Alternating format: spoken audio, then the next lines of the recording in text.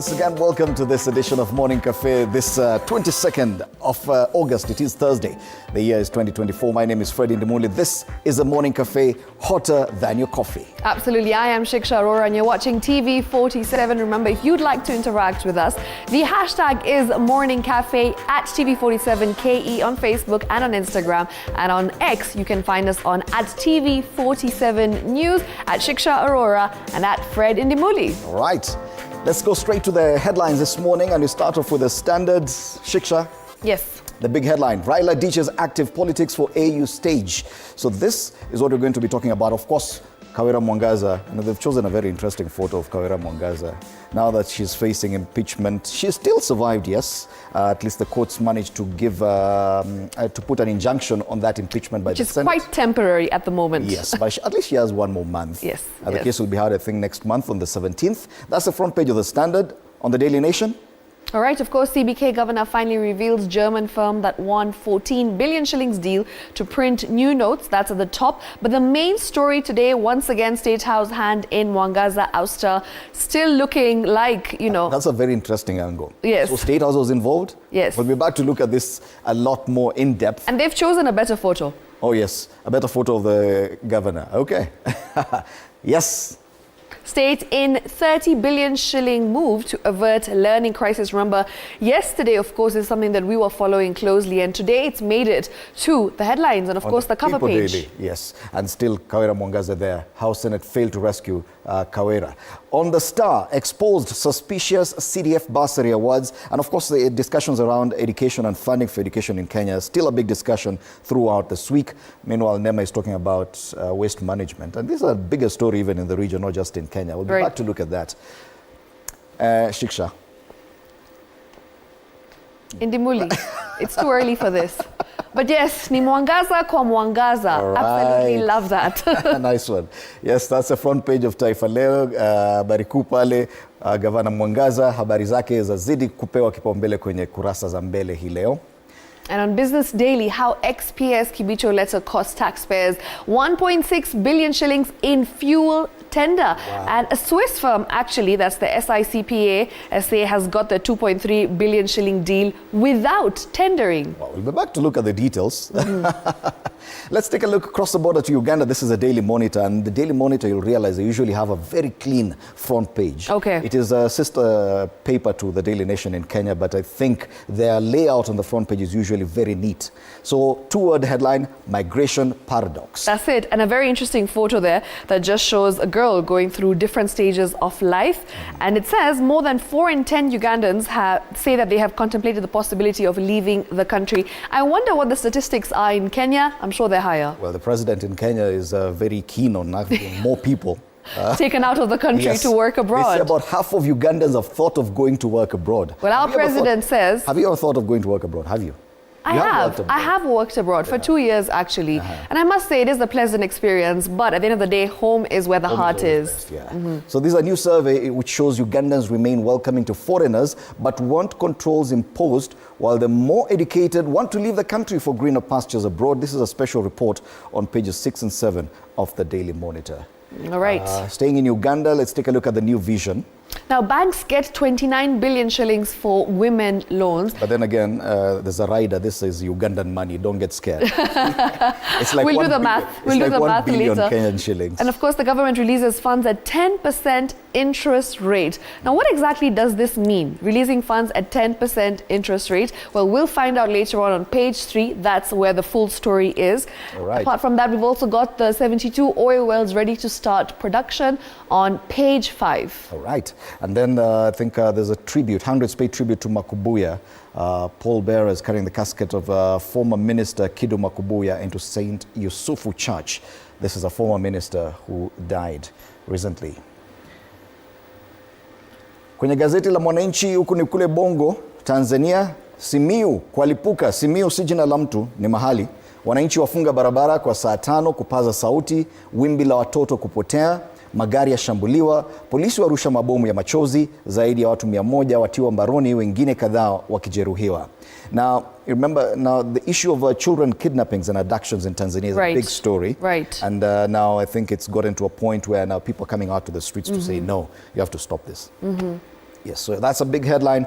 Imepewa kipaumbele kwenye gazeti la Mwananchi hii leo. Kwingine habari zaidi kwenye ukurasa wa mbele wa hili gazeti, ujasiri na ujuzi wa kuhamisha nyuki vyampa ajira serikalini. Kuna jamaa pale kazi yake ni kuhamisha nyuki tu na anatumia mikono yake. I was literally just looking at that and I was just like, where is the gear? Where is the equipment, the face mask, the glove? He is the gear. Indimulia said he is the gear and he fears nothing, which this is what life should be all about. You know, you can never find a story like this on the front page of a Kenyan daily. Yeah, but it's interesting to have this. But it's quite a sweet one, I You know how must say. we were talking about the paper in Uganda and how neat the front page is. Right. Now today, this is actually the neatest I've ever seen this paper. Mwananchi. Usually what does it look usually like? has like 29 stories on the front page and you struggle to get the main headline. And they've really tried. This is a 3-word, actually a 2-word headline. Right, and we They have rarely actually have that. just 4. 1, Yes. 2, 3. Which is still a lot. You remember Daily Monitor only has 1 story on the front Absolutely. page. Kwingineko, wataka ilani vya vyama zitokane na dira za taifa. Masuala ya siasa.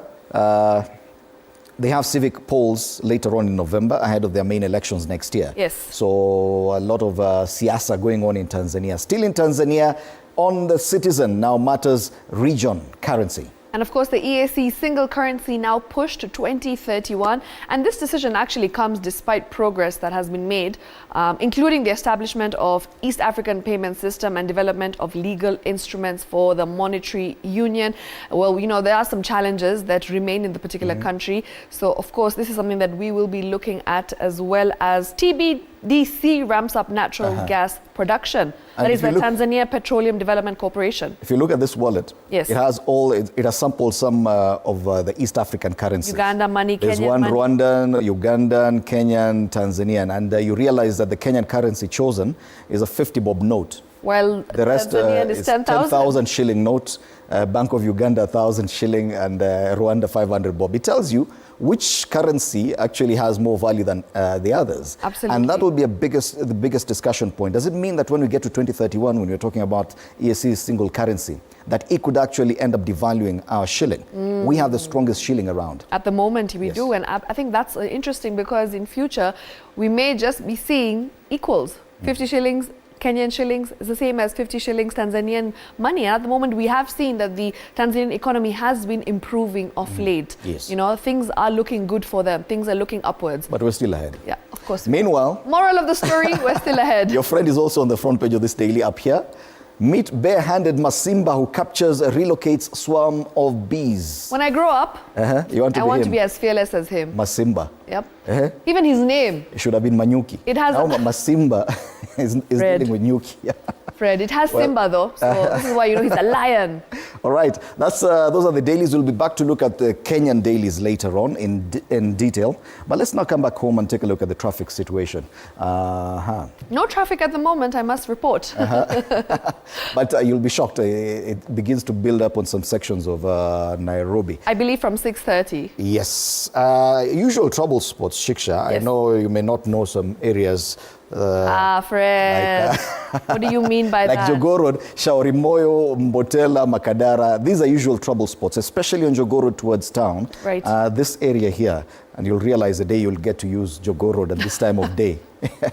At Makadara, Mbotela area, there's usually a lot of matatus here, Yeah. so a bit of a slowdown. Once you get closer to City Stadium roundabout, it gets slow. Once you get into town, around Marikiti area, There is Haile some Selassie hold up Avenue there. here.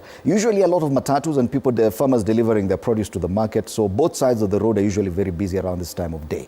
So We also have a hold-up right here. that's actually inside town. Yet As you again. get towards, once you're trying to leave town at the University of Nairobi roundabout here, but not much traffic. I wonder what that is. Just a small build-up. Might be an accident. Yes, the other usual trouble spot is usually here. This is a Pangani interchange. Yes. Coming from Thika Road and Kiambu Road, there's usually a bottleneck Going down around to here. Murang'a So Road. yes, this one is building up slowly. Yeah. So this is normal traffic at this time of day. But it means we have normal traffic today on the major trouble spots. The other Nothing section. too major. Yes. Even Mombasa Road is looking good. Yeah. All the way from Imara Daima down past Next Gen Mall towards town, Capital Center. A bit of a slowdown once you get towards that Nyayo Stadium area. That roundabout, I believe. Yes, but this could be the expressway up there. I don't know why Yeah. people slow down once they get to that section. But after that, it's smooth all the way into town. Okay, so things are looking pretty good. Well, we have some hold-up here on Gong Road. Aha, that's around the Prestige, what do you call it? Cross change at Prestige Plaza. Yeah. You know, the road going towards Yaya Center? Yes. And this is Ngong Road, so because of the traffic lights here, it's usually a problem there. And Ngong Road yet again. A bit slow this morning. Yes, absolutely. Seems like there is a hold-up right here near Adams Arcade. Yes. So that's something that we can report. Naivasha Road also has a bit of a hold-up here. Mostly matatus, really? Mostly matatus at the moment. Yes. So if we do see something, and of course if you do see something that's out of the norm, something that is unusual on the road, some traffic, please do let us know. Remember, the hashtag is Morning Cafe. Talk to us where you are on the roads, where you're stuck, and we will be glad to get you home, well, get you work at the moment. And as far as traffic is concerned, there's a trend we've noticed, especially on Waiyaki Way. Once you come past Kangemi, past that Communications Authority offices around Nairobi School, there's usually a slowdown as you head towards town before you get to ABC Place. Do you think it could be because of the matatu stop right there? I'm made to understand that there are several bumps erected around this area because there are people who are crossing the road from this other side, the side for Kianda School, to the other side to get matatus to town. And so there have been a number of accidents, so they've erected a number of bumps. That makes sense, and which is why there's a hold up here. Yes, it slows down traffic around Nairobi School. But after that, past ABC Place, all the way into town, it's okay. Nothing much to report there. A-OK is the word, and looks like traffic is moving at the moment. So yes, if there's anything unusual, once again, do let us know at TV47KE on Facebook, and on Twitter, you can find us on @TV47News. All right, let's take a look at the weather this morning. And we start off with Nakuru. This is my hometown. Do you know when they say 15 degrees feels like 15 degrees? That's a lie. Because it feels like negative 15, especially when you wake up at this time. In Nakuru? Yes. Well, yeah, and it promises to be very sunny, a bit cloudy, not much chance of rain. There could be some drizzle later on, but highs of 22 degrees. So it's a bit chilly in Nakuru this morning. Let's take a look at Mombasa. If they're talking about 15 degrees in Nakuru. Wow, feels like 26. Feels like 26. Degrees. I feel like that's a pleasant day in Mombasa. This is holiday weather. Yes. Holiday weather. I was actually just in Diani, I think a week ago, and I have to say the weather was so pleasant. Very calm, This is actually the best time cool. to go on holiday. 100% very cool for Mombasa standards. So if you are looking for a time to go to Mombasa, there's no better time than now. Yes, the humidity is quite high, given the kind of temperature. Highs of 27 later on. So it's quite hot today. Very low chance of rain. So let's take a look at Nairobi. I don't know why we're not looking at Nairobi, and sometimes it takes a long... Okay, yes. Sorry. I feel like yesterday was colder than today, though. Oh yes, yesterday was really cold. Yesterday was one of the coldest days that we've experienced in Nairobi since we started our Nairobi winter. And I'm talking from experience because I don't usually need to wear socks. But yesterday... 14. Wow. It's actually the same as Nakuru. Yes, actually lower than Nakuru. Yeah. Today it's going to get as high as 21 degrees centigrade is Celsius is the highest we'll get in Nairobi today. So, and it says at around right now there should be some drizzles. It was drizzling a while ago, but that 10 will minutes end. ago. Promises to be quite cloudy throughout the day. Mombasa, the lowest is 24. Yeah. Nairobi, the highest is 21. Right, so if you are getting out of home, if you're going to work, stay warm, dress warm. It's very important because as you can see, the weather isn't looking too nice and sunny. Well, it does get better in the afternoon, but up until 2 p.m., well, you are expected to make sure you have your jackets on. Yes, especially if you're in Nairobi. Let's now take a look at Today in History. Kenya's first president, Jomo Kenyatta, died in his sleep on the 22nd of August, 1978, while in Mombasa. He had previously suffered a heart attack in 1966, and in the mid-70s, he relapsed into periodic comas. He was buried on the 31st of August, 1978, in Nairobi, at the Museum in the grounds of Parliament. All right, let's come back and take a look at the dailies now.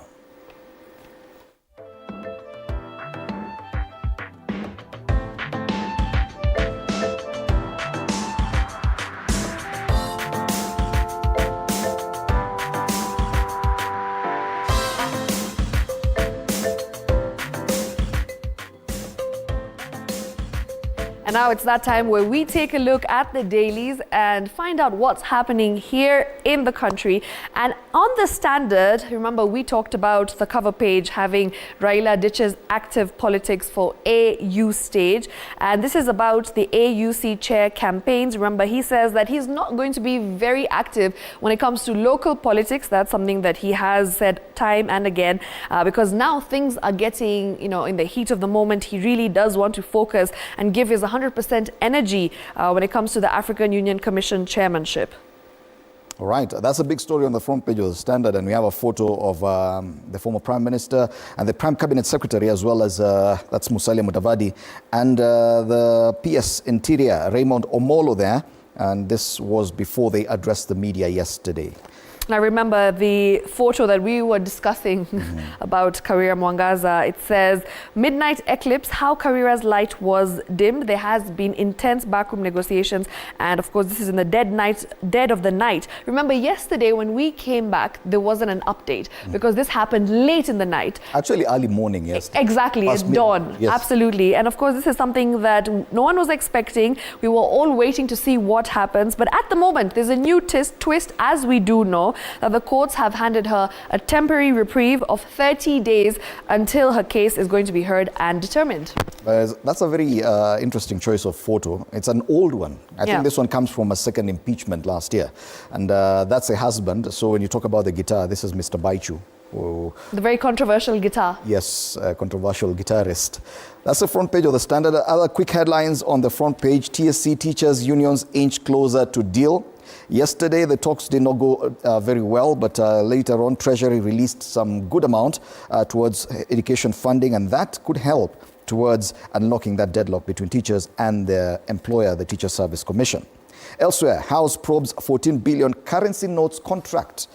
Already that new currency deal encountering some headwinds.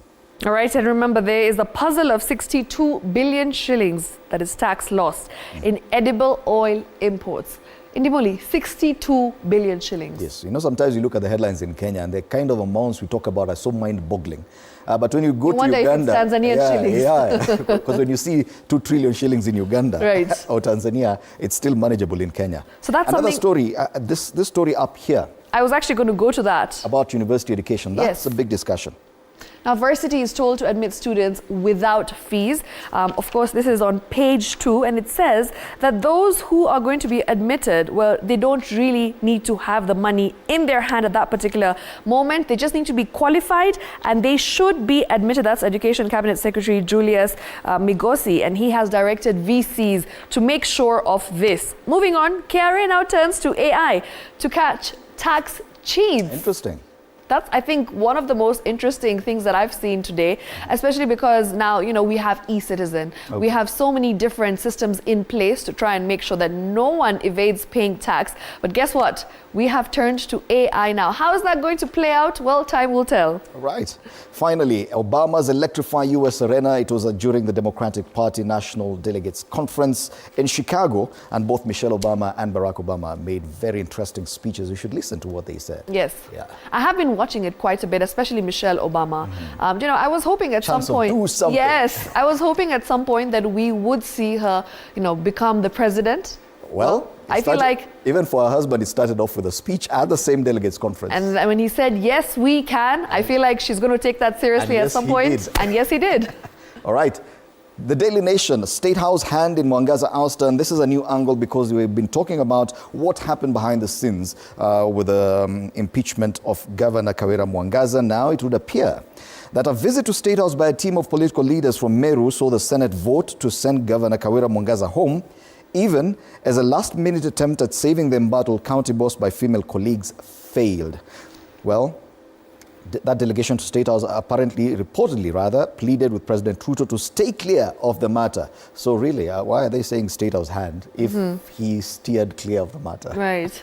Moving on, we have strike on as unions. TSC pay talks have collapsed, and the talks between the Teacher Service Commission and Teachers Union aimed at forestalling a nationwide strike next week ended in disarray yesterday after the union officials came out of the negotiation room, and they accused the employer of failing to meet all their demands. Remember, before this, we had the looming strike that was of the doctors and the nurses. And now, just a few weeks later, we are seeing teachers on strike. Now, if you look at the back page of the Daily Nation, they have this story of the TSC and the breakdown of talks, alongside a story about Treasury releasing 30 billion shillings to the education sector. Yeah. Now, part of this money, if you look at page 3 of the Standard, they talk about TSC getting 10.5 billion shillings for tutors' salary deal to avert strike. So there could be a solution. The talks may not have worked yesterday, but because of Treasury releasing this money, then that could just unlock the stalemate. Indimuli, I'd like to take you to page 3 about the mother's painful search for a son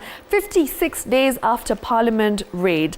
And she says that, I still believe that my son is alive. And That's on the Daily Nation. Yes, and the people that are holding him should release him. It's also made it on the front page, the cover page, where there's a picture of the mom. And remember, she is still in plea. She is still trying to ask where her son is. The location, the whereabouts are still unknown. And that is since June 25th. When Parliament was breached. Yeah. Susan Ongare, the photo of Susan Ongare, the mother to Emmanuel Mukuria Kamau. 24-year-old. Wow. Sad state of affairs. Okay.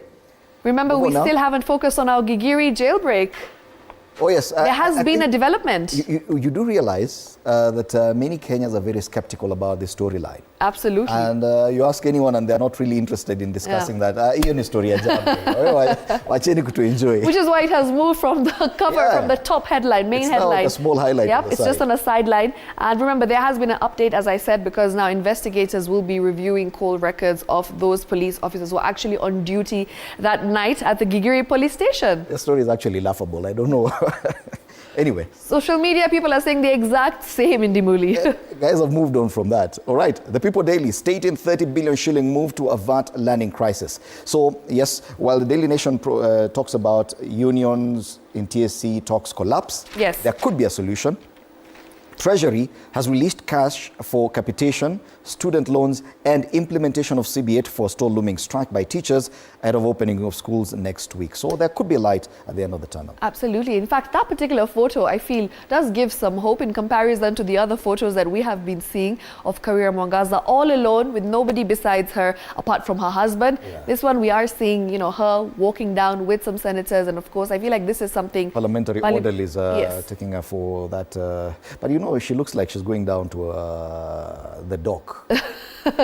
Well, they're all looking down, and I don't know if things are going to look upwards, but at the moment, well, time will find out. Yes, now this is another story that we should be paying more attention to down here. Counties now told to revive COVID-19 isolation centers for Mpox outbreak. Have you been seeing the photos that have been circulating online of Mpox and how intense the rash gets? Yes, and you know what? Even more scary is the fact that reports indicate that a lot of this could be sexually transmitted as well. 100%. Yes, so there's a lot of worry because now this takes us back to days of HIV and AIDS. And especially when we were at the top. Yes, you see, COVID was contagious, just breathing the same air, touching and stuff like that. But this one, I guess in Dimuli, from today onwards, we're not shaking hands, we're not hugging, because clearly we have to go back to the days of when we used to be social distancing like this. I tell you. Exposed suspicious CDF bursary awards, audit finds no supporting documents for the cash allegedly disbursed to learning institution. Now, a lot of these funds that go towards education just get lost in the cracks somewhere along the way. They never get to the schools or the people they need to benefit. And there's a lot of money being lost. Yet, we have an education funding crisis in the country. And remember, there is no supporting documents for the cash that has allegedly been disbursed to learning institutions. As you said, a lot of the money actually gets lost on the way. And now there is no documents for cash that has been disbursed in court. State of affairs. Moving on to this particular picture, which is, again, very sad state of affairs because, you can see literally this is somebody working and walking between a sewer system that is dysfunctional. It is clearly polluted, this particular area. You can see the sewage doesn't look good. It looks like it hasn't been functional for a long time. Oh, yes. It's build up. NEMA is blaming a dysfunctional sewer system for the pollution. Uganda, too, have a lot of problems with their waste management. And, a couple of weeks back, they had this disaster where a waste landfill. Right. Just broke out, and that landslide ended up killing about 40 people in Uganda. So waste management, waste disposal Very important. is a regional discussion, and we should be looking at that. Yeah. Ni Mwangaza kwa Mwangaza. Gavana wa kaunti ya Meru Kawira Mwangaza alipata afueni baada ya mahakama kuu kusitisha kwa muda uamuzi wa bunge la seneti wa kumwondoa mamlakani Jumanne usiku, na sasa kuna siku 30 zingine kama gavana kabla kesi hiyo kusikizwa. Kongamano Obama mpigia Harris debe. Jumamosi ni siku ya kazi ya afisi ya AG. Mwanasheria mkuu aagiza maafisa kufanya kazi Jumamosi kupunguza kesi. The new Attorney General amesema hakuna 2-day weekend. No. Saturday job. Yep. So if you work in the state law office or Sharia house, well, guess what? You're going to be at work with her, with the new AG, the first female. Oh yes, the AG. first female AG. And you know, the CJ is female. Yes. The AG is female. Yes. The deputy CJ is female. The what do you call it? Secretariat, judiciary secretariat head is female. Well, we haven't seen the 2/3 law in parliament at the moment. Well, but guess what? In the judiciary, there's hope, there's good news. Vidokezo zaidi, ODM wakatili Malwa, Kalonzo walia, na kwingineko Raila sasa anusa ushindi AU. Magazeti hayo. Finally, business, and I think we only have a minute or so for this. How ex-Kibicho letter caused taxpayers 1.6 billion in fuel tender. And you know, what's interesting is a Swiss firm has actually got this particular deal without tendering. Remember, today we've also seen CBK has finally revealed 14 billion deal with German notes printer. So Germans are there, the Swiss are here. This actually looks like Euro Cup finals right here in Kenya. Interesting take on that. And I can see a lot of Tanzania here on the front page of the Business Daily. Liberty Kenya to sell Tanzania stake amid 4 billion shilling claim. And here, Kenyan banks post 75% profit increase in Tanzania. A lot of business and trade across border Kenya and Tanzania. Let's now go to the cartoons this morning. Yes. And my favorite part. This is a standard. Now, they draw a comparison between...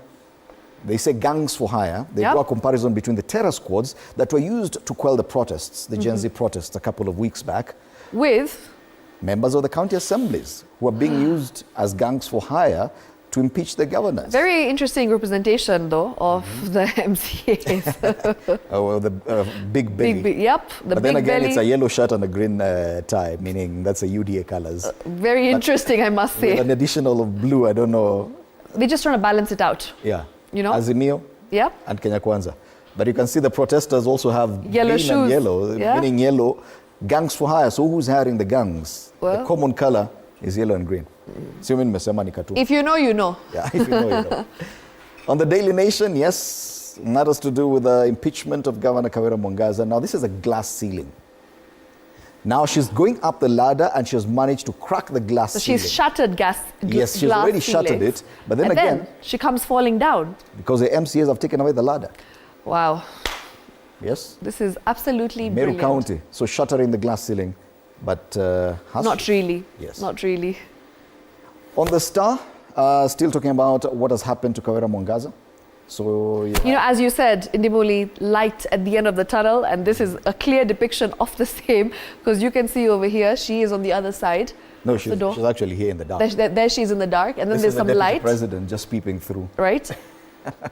And they say this is the judiciary, and so here's Mwangaza at the end of the tunnel. Wow. So they're the only ones who are holding that candle. Yes. A very small one, though. Oh, yes. Still don't know. You think it's going to probably run out in 30 days? Has she just postponed the inevitable? Time will tell. Or could this be her ultimate salvation? Kawira Mwangaza still on the cartoon on the People Daily. This is golf. She's playing golf. That's the first attempt. Second hole. And then guess what? On her third attempt, and while holding her husband's guitar, famous guitar, you see this saw trying to drill another hole or cut out another hole. And get her even deeper. Yes. Get her down even on deeper. The third attempt to impeach her. So this space between these two is actually the space that the 30 days interval that the governor has. Absolutely. 30-day reprieve from the courts.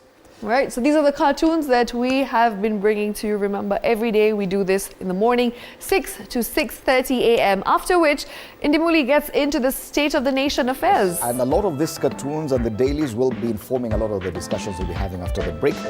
Today we're having, just a moment, Member of Parliament for Yata constituency, Basil Robert Ngui will be in studio alongside MP David Kiplagat of Soy and Jude Jomo, former MP Kiambu Town. Do stand by for that conversation. Later on, Shiksha.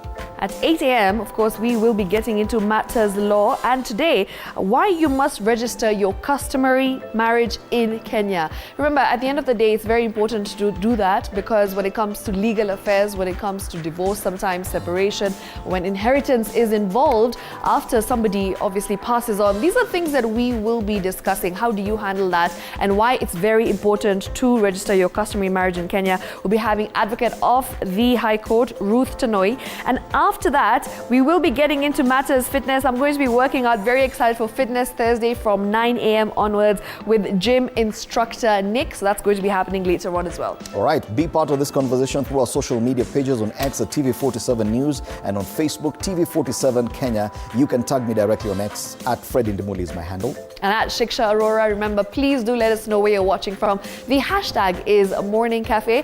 It's time to take a short commercial break. All right, we'll be right back.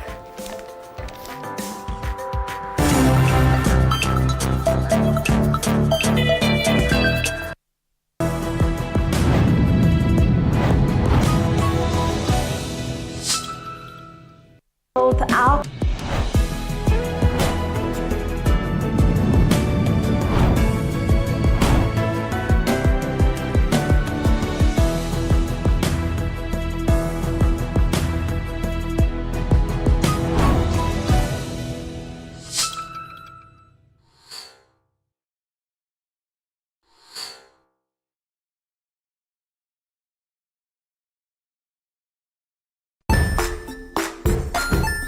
Hey there friends, welcome to Kids on the Block, where fun and imagination come alive.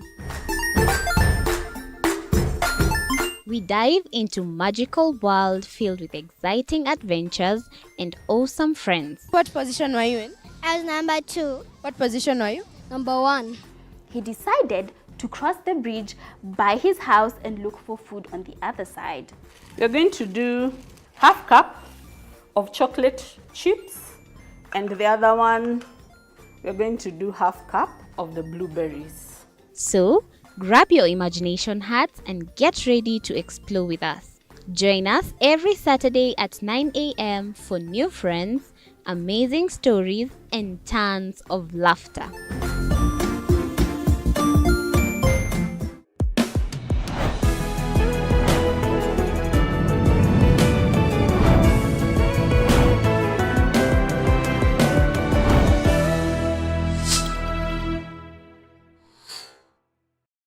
Join us as we explore the journeys of those who defy the odds and break barriers.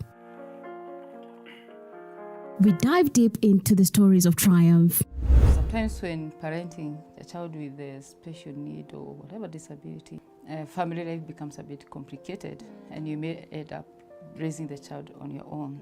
Here, we inspire. I have a farm which one we showcase with other dyslexic youths and autism, how to farm. Motivate. It's never easy, but what we do, the best thing is to work with another parent who has an elder child than yours. And break through the barriers one story at a time.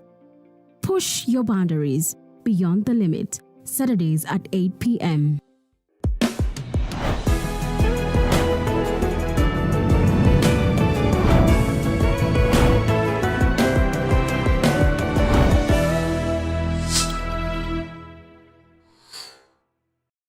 The Grind, where business meets brilliance. It's not just about the ideas. I was working as a shampoo boy.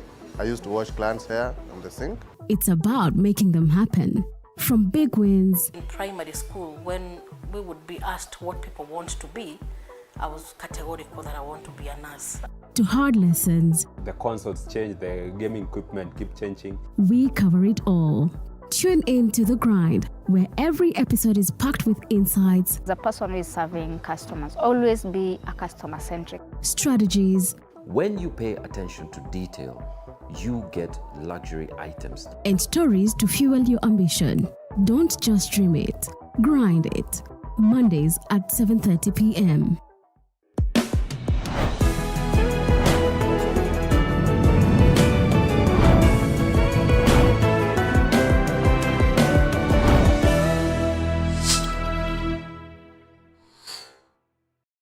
Jiunge nasi tunapoangazia safari za viongozi bora.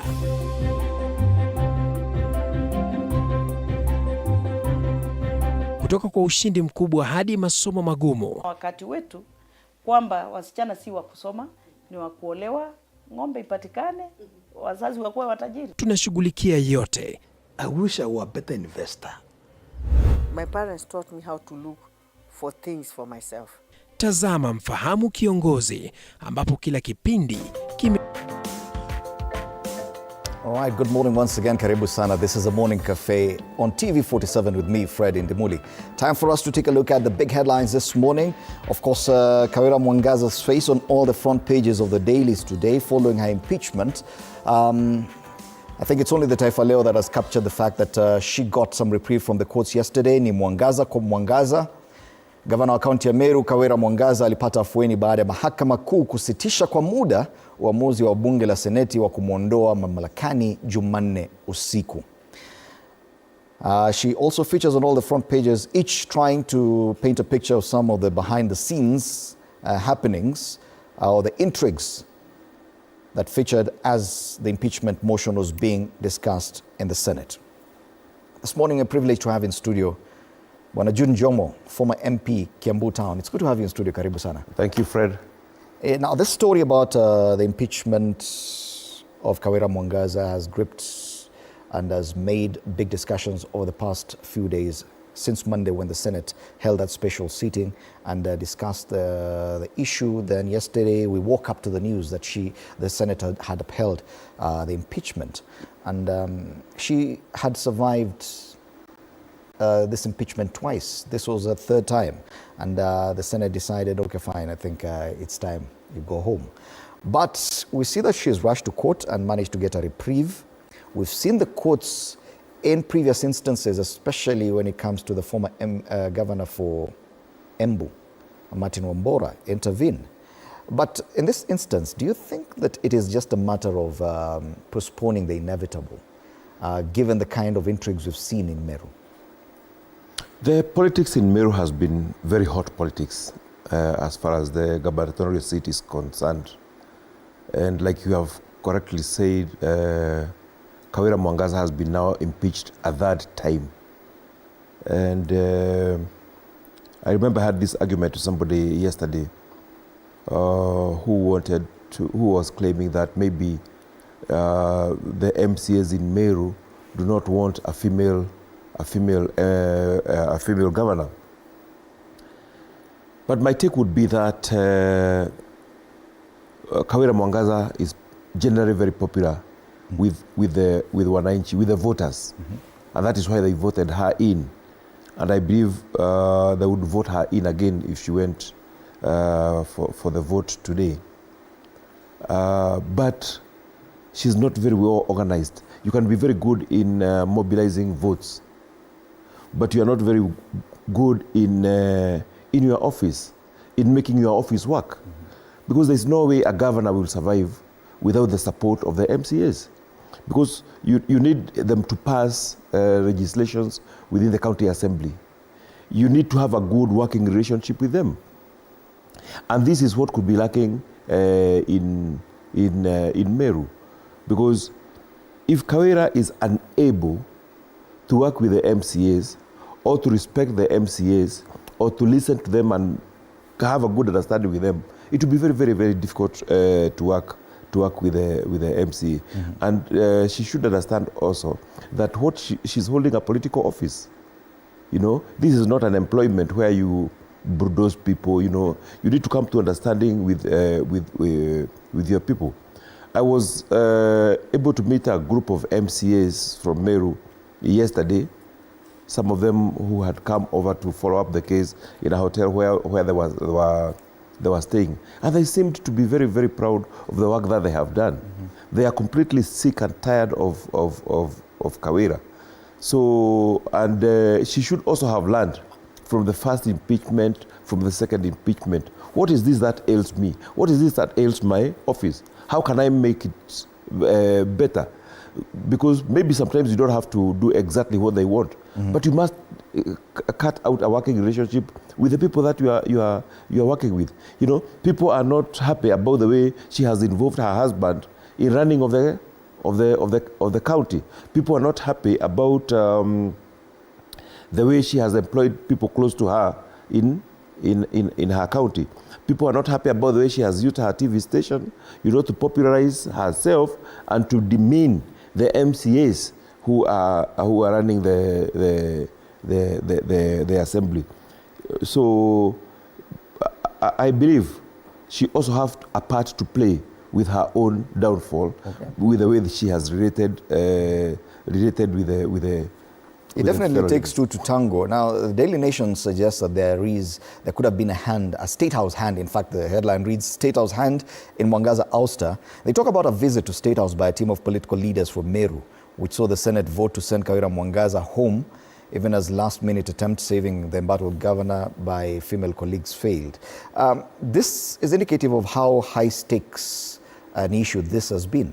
The fact that they needed to go to State House. Okay, fine. Here they say the delegation reportedly pleaded with the president to stay clear of the matter.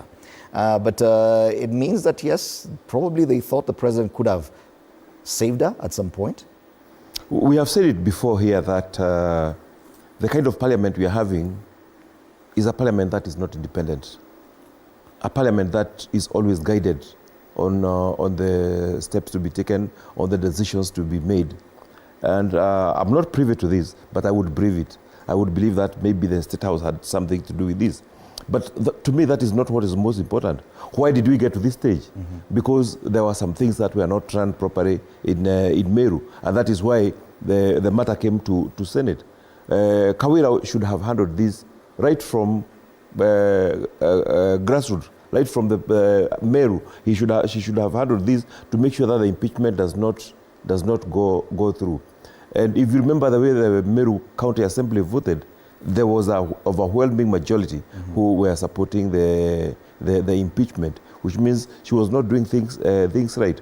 So State House maybe had to take a position to influence the senators on which direction they should take. And remember, once you are impeached, you can no longer hold any public office. Yes. It's like a political death sentence. So it's a very serious matter for Kawira, just like it happened for Sonko. Would it have been better for her to resign just before the impeachment to avoid the aftermath? Resignation in Kenyan politics is a vocabulary that does not exist. It doesn't exist. It doesn't exist. I have never heard of anybody resigning from politics. The only person who resigned in Kenya from politics was the former Attorney General, James Karugu. That is the only person I know who resigned out of principle. But that in itself would have saved her from the kind of consequences of a successful impeachment against Maybe she doesn't give a damn about the consequences, because apart from now the gubernatorial seat, she would maybe run for re-election. Maybe she doesn't have further political ambition, and it doesn't matter whether she's impeached or not. It will not affect her future. Okay, talking about this. In any case, she has a job as a pastor. I think he's a pastor or a bishop of her church. So she doesn't care about this. She doesn't care about it. Let's go back to the Senate. And there are claims that the Senate actually conducted the second impeachment, the third impeachment before plenary. Some of the charges that have been brought in the third impeachment are more or less very similar to charges brought against the governor in the second impeachment. And there are those who argue that same charge over and over. One time you say, okay, no. This time you say yes. That that could also mean that the Senate in some ways is a bit duplicitous. I'm not privy to the new developments in the new charges. But if you steal today and you are set free by a court, and then you steal again tomorrow, it doesn't mean that the charges are being replicated. So if she continued doing what she was doing even before, then the county assembly has every right to impeach her again. I believe they are not repeating the same charges, but she has done similar, she has continued behaving the way she was behaving there before. So these are new charges. They may be similar, to what she was charged before. But these are new occurrences that she has done. And of course, many Kenyans agree that it takes two to tango. It's not just the governor who has an issue here. Even the county assembly, in their working relationship with the governor, there was a problem. The county assembly is doing its oversight job. That is how a county assembly should. Those who argue that they've been behaving like a gun for hire. If you look at the cartoon on the Standard today, it draws a comparison between the what we saw during the protests with hired goons infiltrating the demonstrations. And they seem to draw us a parallel with what's happening with the MCAs at the county level, that they're both gangs for hire. So they're terror squads hired to go and disrupt peaceful demonstrations by the younger generation. And now MC appear to be on someone's payroll towards a political end. Are you saying that there's no possibility that members of the county assembly can be misused to abuse the impeachment process? That is a big possibility. Remember, this is an elective position. Though, even if she's impeached successfully, there will be no elections. The deputy governor will become the effective now. That have been the desired results.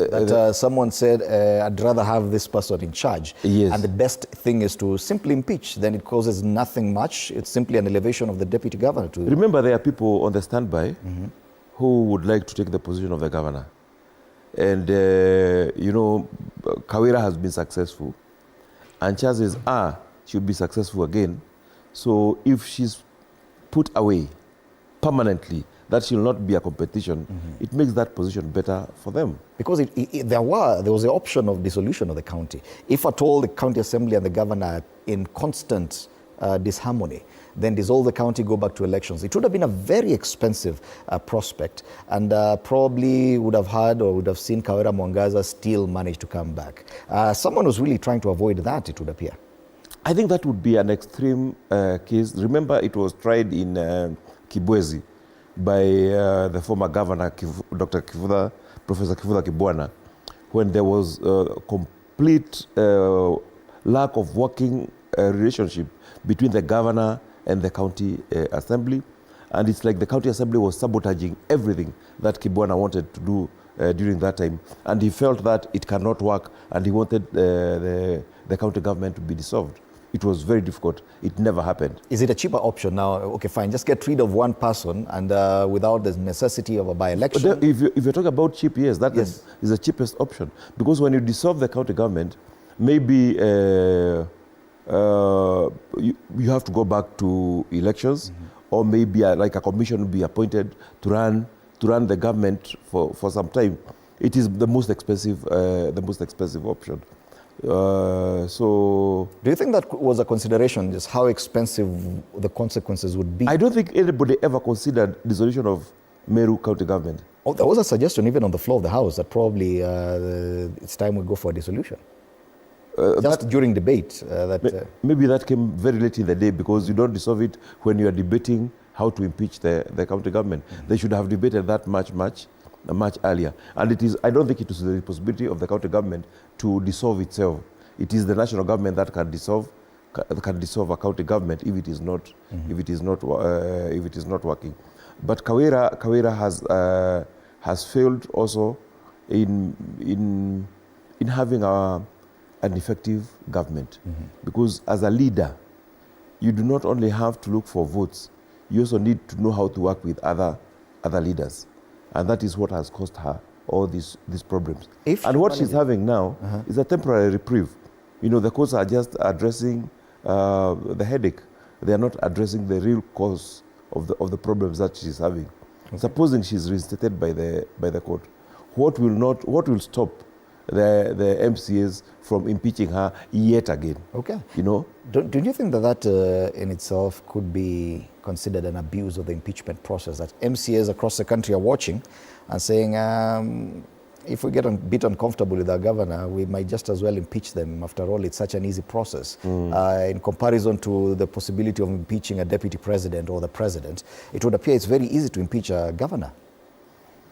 Of course, it will not look very tidy. You know, to have the same thing repeated over and over again. But you can also imagine how she was going to work with the same MCAs who have tried to impeach her again and again 3 times. It's going to be a very difficult working relationship. And it seems like she doesn't have that personality of coming down to say, okay, you people, we know this has happened. Can we now sit down and decide how we are going to work? Okay, maybe the MCAs are also very stubborn to her and maybe making demands that she feels she cannot meet. We know there are some governors who have really been twisted by their MCAs, you know, to do some things that are even unconstitutional and illegal, you know, especially in terms of remunerations, in terms of unreasonable safaris. And do you think that in itself is an abuse of the impeachment process? Because they use an impeachment threat against governors. Yes, it is. But that is the law. That is how the law is, you know. I know, like, Kiambu County government impeached Governor Waitito. And there was a lot of questions about, was it done legally? Did the House have a quorum? Were they able to raise a majority?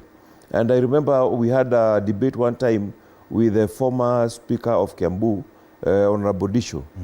And he confessed that the tallying was very, very similar to the tallying of the IEBC, you know, that, that there were very many questions about the number of people who voted. There are some people who are claiming to have voted, yet they were holding a conference somewhere in Lake Baringo, you know. With that kind of admission or that kind of even allegation, are you still sitting comfortable with the impeachment process at the county assembly level? It's not the impeachment process. If they did have the numbers, it is not the impeachment which had a problem. It's what was happening in the county government, the integrity of that house. How could you say that you got 40 votes if you had 39 or if you had 38? That has nothing to do with the impeachment process. And that is what I told Honorable Disho during that debate, that he took a Bible and swore by the Bible that he's going to abide by the Constitution, he's going to do things that are right. So if you counted and you counted wrongly, that has nothing to do with the impeachment. Okay. It has something to do with what you believe in and your integrity. Okay, fine, but it still remains a claim and an allegation we cannot ascertain as it is. But different county assemblies are watching, and some of them have about 40 members, 50 members, 60 members at most. And many people claim that it is very easy for outside forces to come and exert their influence on these members towards getting rid of a political opponent who's sitting as governor.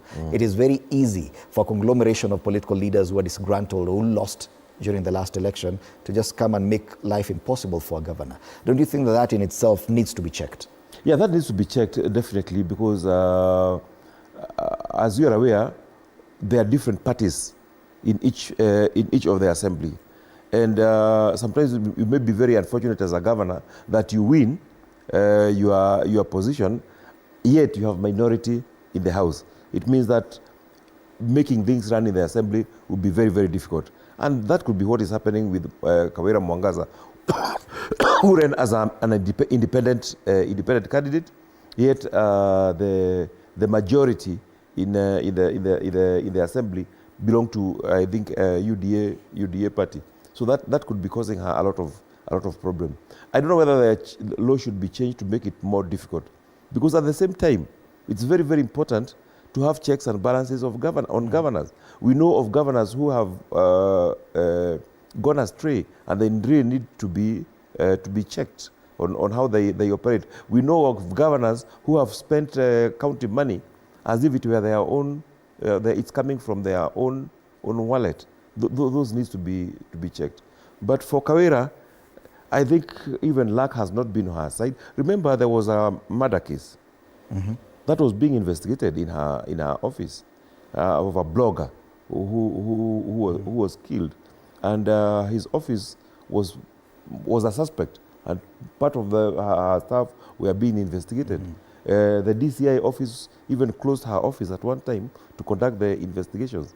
So she has also been involved in things that don't look very transparent and that are raising eyebrows. But it would be a very dangerous trend where every other county assembly decides to impeach its own governor, you know, for no good reasons. Okay.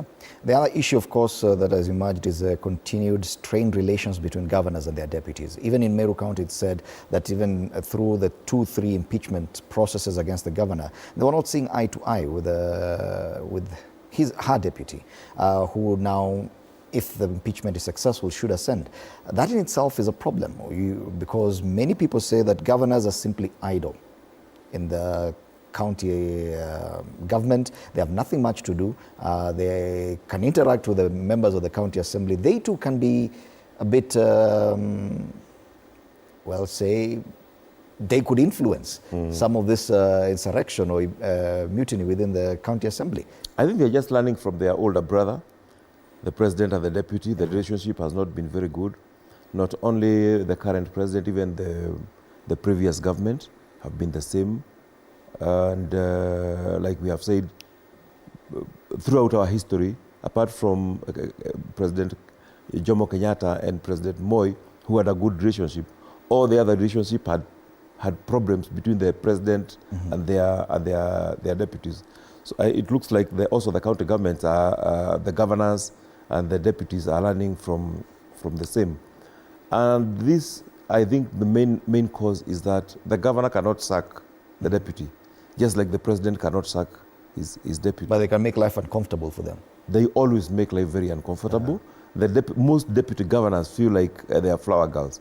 And I think their role should be properly defined, and their offices should be independently financed. Because most of the governors do not finance their deputies, so they are unable to do any job. They feel like flower girls, you know, just sitting there in their office doing that. So they should have a clearly defined roles and responsibilities, and which are well financed, so that when he goes to the office, he doesn't have to go kneeling down to the governor, you know, to be allocated duties or to be allocated money, to perform their responsibilities. Yes, we now see this past week on Thursday, John Barorot, the deputy governor of Uasin Gishu, resigning from his post. The relationship between him and his boss also said not to be one of the best. We saw the same happening with Governor Sonko when he got into power in 2018, when Deputy Governor Igade also resigned. This is barely 2 years after taking office, and anyone who commits themselves to any political post, they usually do it for the next 5 years or so. It means that this problem is endemic, and it's across all counties in Kenya, most counties. Do you think it's an issue of legislation? Is there something we can go back and check in our constitution to fix the relationship between the deputies and their bosses, including at the national level? It's over 10 years now since the introduction of the county governments. So the governors who were elected first in the 11th parliament, and they were able to get re-elected in the 12th parliament, the likes of Honorable Joho are no longer qualified to vie for their position. But if you look at that history, how many deputy governors have ran for the position of governor? Very few. Because the governor would like to portray the deputy as a very weak person to strengthen his position. You know, he doesn't want to have another person who is building for future competition. So I don't think it's a question of legislation here. It's a question of character. You know, what character of governor do we have? Is he a person who wants to help his deputy to become stronger, so that when he exits from position, the deputy can take that position? Many governors would not like to do that. They would feel like they are sitting away with their own powers. So it doesn't matter what legislation we put in place. So long as that position is like that, there will always be that rivalry between the governor and the deputy. And that cannot be corrected by legislation. Cannot be corrected. We should just be ready to live with that situation as it is. Interesting. Yes, Kawira Mwangaza, this is a big headline on all the front pages today. On the Standard, they talk about midnight eclipse, how Kawira's light was dimmed, State House hand in Mwangaza ouster, And on the other dailies, I think Taifa Leo talks about her reprieve in the courts, ni Mwangaza kwa Mwangaza, and how senators failed to rescue Kawira. That's on the front page of the People Daily as well. All right, and even as we continue with this discussion, I want us to move to another big discussion, and this has to do with education funding. Yesterday, Treasury released some amount, 40 billion shillings in total. Part of it will go towards funding of education, both at the tertiary level and also at the primary and secondary level. But before we get to that conversation, let's take a short break. You're watching Morning Cafe. We'll be right back.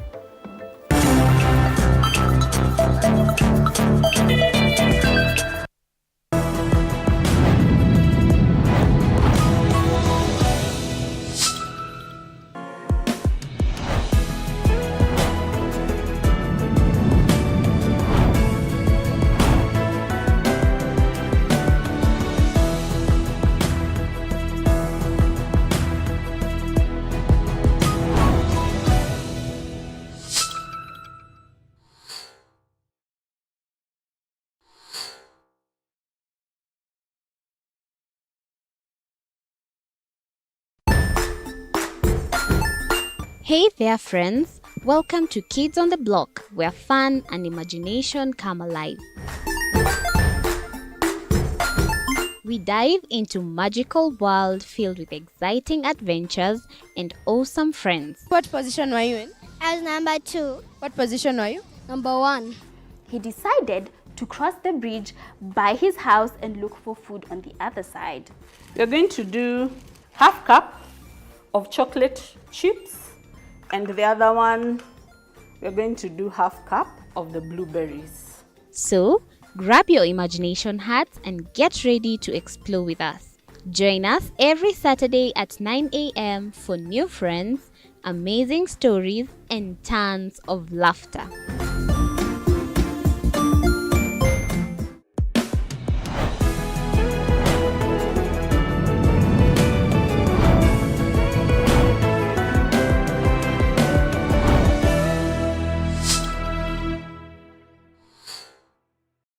Join us as we explore the journeys of those who defy the odds and break barriers. We dive deep into the stories of triumph. Sometimes when parenting a child with a special need or whatever disability, family life becomes a bit complicated and you may end up raising the child on your own. Here, we inspire. I have a farm which one we showcase with other dyslexic kids and autism, how to farm. Motivate. It's never easy, but what we do, the best thing is to work with another parent who has an elder child than yours. And break through the barriers one story at a time. Push your boundaries beyond the limit. Saturdays at 8 p.m.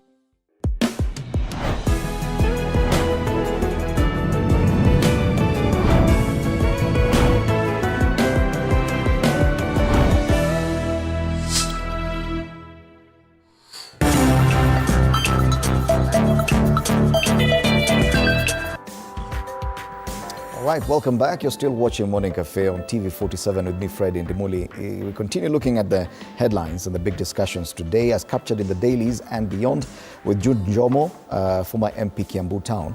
We were talking about issues devolution just before the break. We now want to focus on education. Now, the biggest debate has been about funding for education.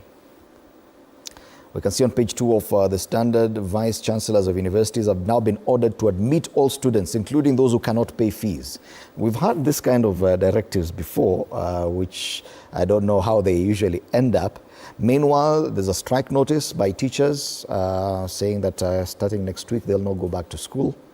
But yesterday we saw Treasury release quite some good amounts of money, which is supposed to go towards payment of teachers and their arrears, as well as universities lecturers, also towards funding of universities.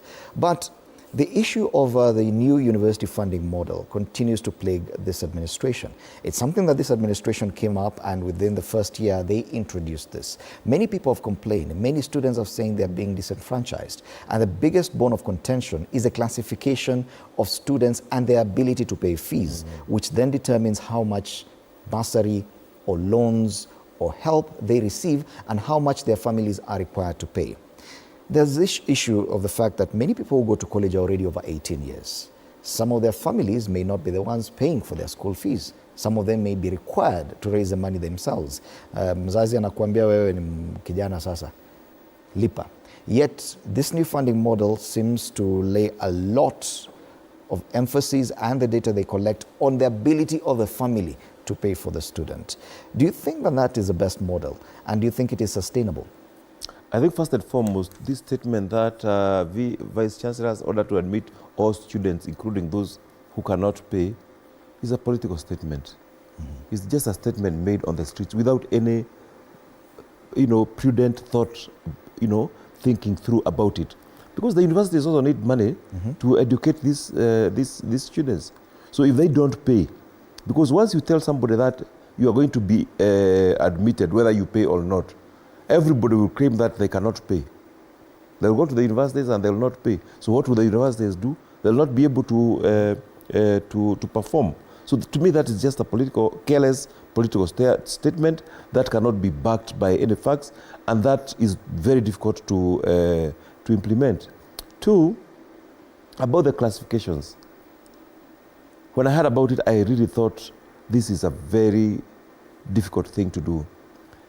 It's a system that is going to introduce a lot of corruption to the classification process itself. How do you classify my ability to pay or not to pay? What facts are you going to use?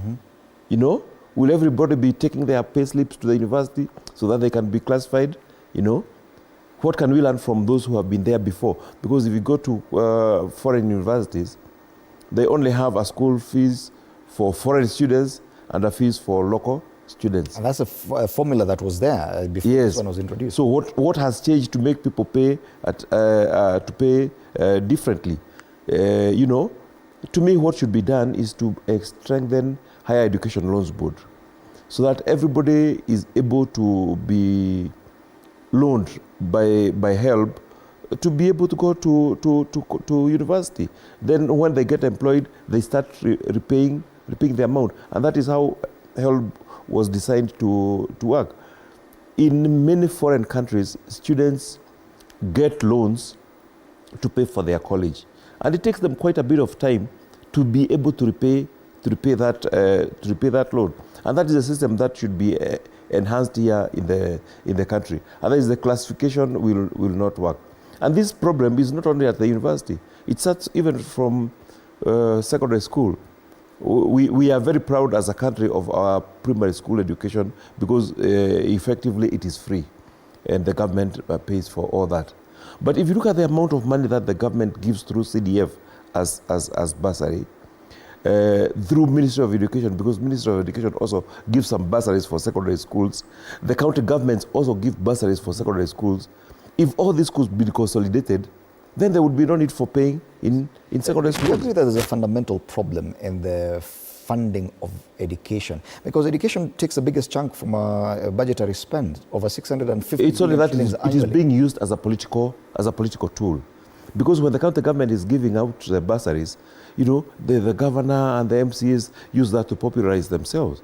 When the CDF fund is being used as bursary, it also helps the member of parliament to popularize himself, But if all this could be consolidated and put in secondary schools, that would be enough to run secondary schools with a free secondary school education. The National Assembly on Tuesday this week held a special kamukunji simply to discuss education funding, because this problem has really gotten to the national stage. And some of the suggestions there sounded really good, like what you're saying, that all these leaders should give up their bursary allocation and that pooled into one fund and fund education. But do you really think that MPs, when it comes to actually proper legislation to ensure that this becomes law, will do that? We've seen the kind of relationship MPs have with the NGCDF and how they fight tooth and nail to ensure that kitty remains. Bursary is the biggest probably factor in those CDF kitties. I would never fight against the CDF, because I've seen what CDF has done to bring development to the grassroots. I've also seen, because I've been a member of the Pan-African Parliament, I've had an opportunity to visit even other African countries, and I've seen the way their members of parliament work. And they're also really looking forward to having such kind of fund where they can be able to decide, wananchi themselves can be able to decide what is this that is our priority that we would like being done. But as far as the bursary is concerned, I think we would be better off having free education rather than having the bursary is a key component of the CDF kitty. Yes. I think members of the National Assembly are ready or willing. They may say that as a part of a political statement, but would they be willing to give it up? It would be very, very difficult. It would be very, very difficult giving it up because, like I had said before, it is a darling thing for the member of parliament. He also feels that he's able to help people to get bursary. But if we had people who are really thinking effectively how they can help the country, it is better to have a free secondary education rather than have the bursary. It's only that you cannot use the free secondary education as a political tool. It will not make you more popular at that particular time. Okay. Because even for those who are going to come after you, they'll still have find a free, for example, who can now stand up and claim political mileage about free primary education. Kibaki did it, he went and he forgot about it. So people know it now, it is a right. So we shouldn't really expect any relief coming from the direction of members of the National Assembly, apart from politically correct statements. Back to the issue of... This is something which can effectively be done by the executive. The executive can be able to do that. But it's the same carrot the executive is extending towards members of parliament. The CDF and the bursaries is the same thing that they get towards controlling members of the National Assembly. Do you think the executive would shoot itself in the foot by denying members of the National Assembly a kitty that is such a darling to them? If the executive can pass an unpopular finance bill, but they need the parliamentary support for that. Because all they'll do is to reduce the amount of... for example, today I think they spend about 40 to 50 million per constituency per year on bursaries. So all they have to do is to reduce that amount from the CDF and put it in a national kitty. But the problem is, even when it goes to the government also has its own problem. For example, today the government is not releasing enough money, or they are not releasing money in a timely fashion to the ministries to be able to perform their roles. And that will be used by the members of parliament to say, even if we cede this fund to come to the national government, you also have your own problems. You don't release the money in good time. The government has kept on claiming that it's an issue of communication, that the new funding model is the best for Kenya going forward. It's only that it's not been communicated better. But many people are wondering, what was so wrong with the other model?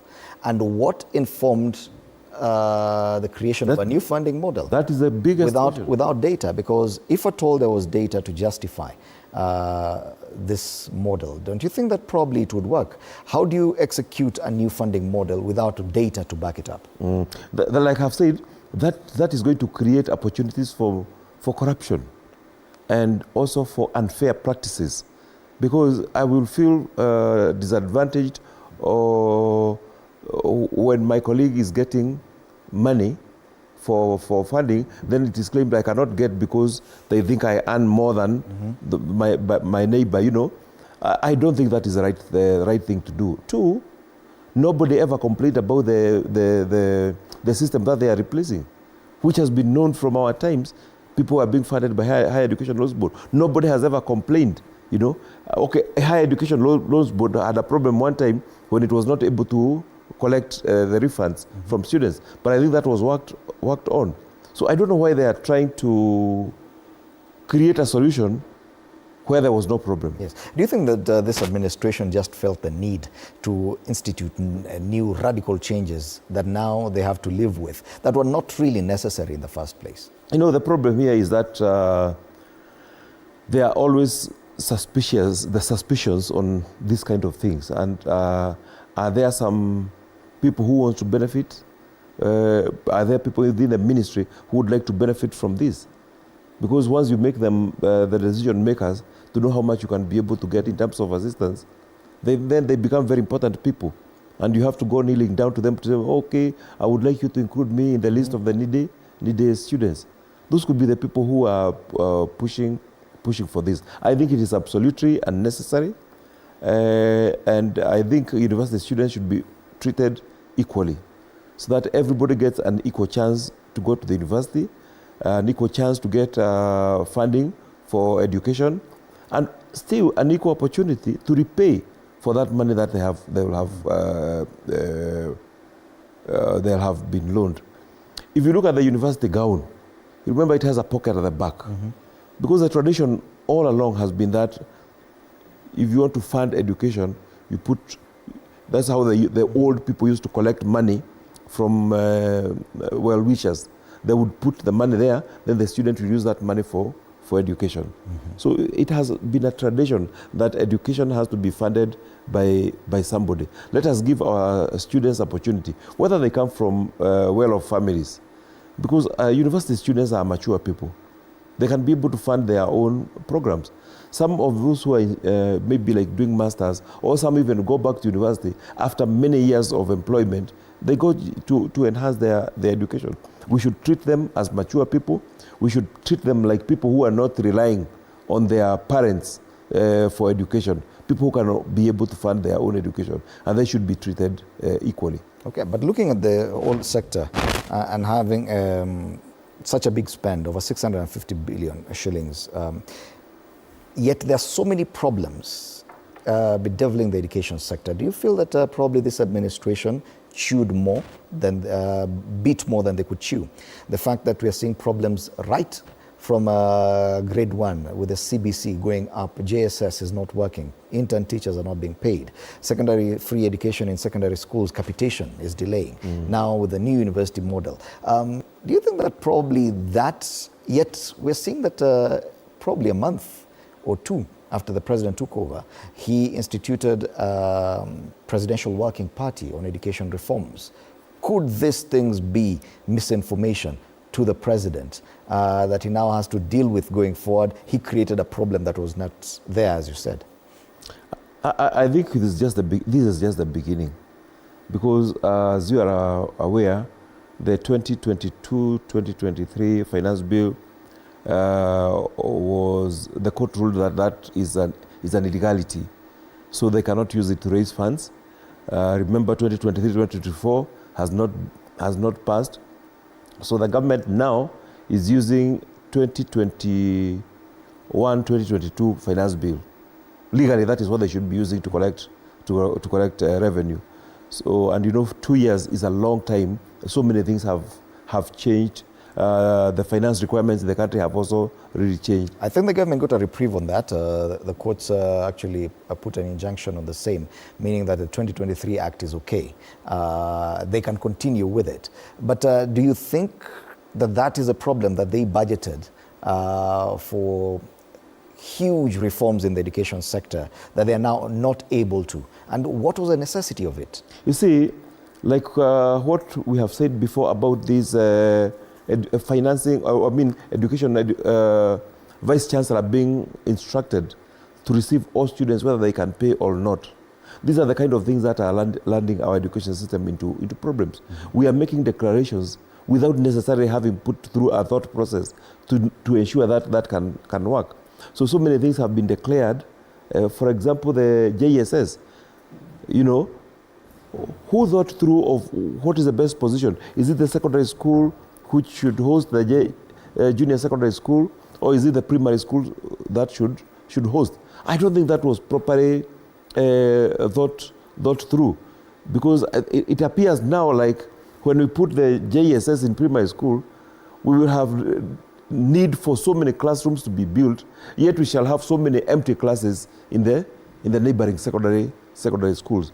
So there are some decisions which are being made without necessarily putting enough thought through them, which could lead our government into financial problems. Our teachers are declaring that they are going to go on strike. Yet we are saying that we are putting more money in our education system. Why is it that what you agreed as a collective bargaining agreement with the teachers, you are not able to meet, and yet you are promising us more promises, which we are very sure they'll not be kept? So I think we need to have in our education system a team that is thinking through these declarations to make sure that we do not fall in this kind of problems. There's also the issue of government wastage and government wastage. There are claims that there exists quite a number of ghost schools or non-existent schools that receive a lot of this capitation from government. That yes, the budget might seem so big, 650 billion shillings, and capitation is sent to schools, but a huge chunk of that money goes to non-existent schools. Do you think that is a problem that can be sorted out, and why has it not been? It has not been solved because some people are taking advantage of that. A good example, Fred, is our syllabuses. Parents have been complaining for so many years that our syllabus keep on changing. Today we are using this book to learn English. 2 years down the line, it is changed to another book. So the school has to buy all those books all over again. And it's the same English language that you learned when you're in school. But those books are no longer being used. Because the person who is making a decision is not making that decision because he wants to benefit the education system. He's he's making that decision because he wants some people to sell their books. And he will benefit from the sale of those books. There is a lot of wastage in schools. I'm telling you, if chalks had different manufacturers, they would keep on changing the requirements for chalk so that they will introduce new businesses. I have seen a new thing that is happening today with also the CDF kitty. Many members of parliament who wants to popularize themselves are not going to address the needs that are in school, but they want to be seen to be working. So what they are doing now is making very big gates for schools. A gate you can see it from wherever. With their names on them. Yes. You can see it when you are passing from you see you would think that is a university. But when you go inside, you find that it's a school that has very serious needs. It would have been better to do like a borehole to help that school. It would have been better to do like a library. It would have been better to do like a computer lab for the school, or to repair the floors of the school, rather than putting that multi-million gate there just to be seen that this is a great primary school. So even the ministry is doing similar things. For example, there was delocalization of teachers. That teachers who come from your area cannot work there. They have to be sent so far away. So the teacher is so uncomfortable because the family is so far away. Yeah? And the teacher's salary is not, I'm a pedigree son of 2 teachers, and I know the salaries that they get. The teachers normally do their side hustle, they keep their chicken, they do some bit of farming. Now you don't want the teacher to do that. So you are sending a teacher from Kiambu and you are sending the teacher to, Nakuru or Kisumu. So he'll be coming home once in a month. He cannot do anything else apart. It was actually breaking their families.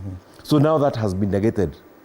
So the teachers have started now flocking back to their localities. Who made that decision? On what facts was it based? Or he just wanted to be seen to be doing, something very, very, very radical. All right. We need to have people in the Ministry of Education, people who have no other interest but improving our standard of education. That is the only way we can improve our education. They say if it's not broken, don't fix it. But it would appear that this administration has tried to fix education. No, they are trying to break it so that they can be seen to be fixing it. Right. A lot of the headlines to do with education are on the dailies this morning.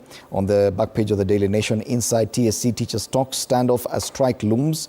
Yes, yesterday a talks collapsed, which was seeking to try and resolve that standoff. Meanwhile, Treasury has released some 30 billion shillings to the education sector. Some of that money could be used towards ensuring that teachers get back to class.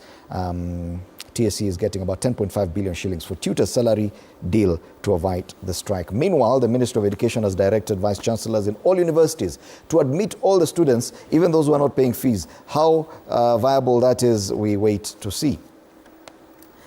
Let's now move to another discussion that has captured